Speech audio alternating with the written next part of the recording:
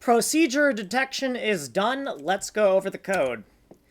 Constants for uppercase A through Z. Monkey wrench macros.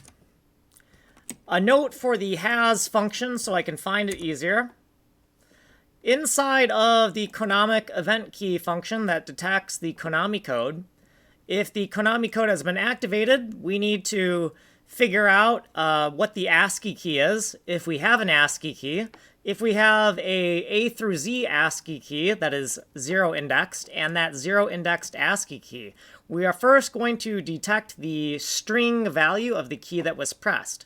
And if we have a string value of the key press, then we will uppercase that string, get the ASCII character code, make sure it's between 0 and 127 for the non-extended ASCII sequence, and if it is in the A through Z capital range, we will mark K26 as existing and derive the K26 value by zeroing it out with the ASCII value of capital A. We'll make sure we're between 0 and 26 minus 1 by bound checking there.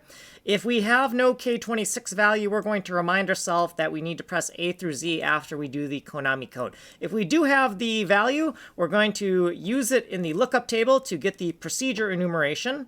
And here is where we're going to do the 1 filling. Here's where we'll do the 0 filling. This is an available slot. This is a mistake. This is a mistake. And this is a mistake. These are all places where we could make mistakes. Here's what we did previously.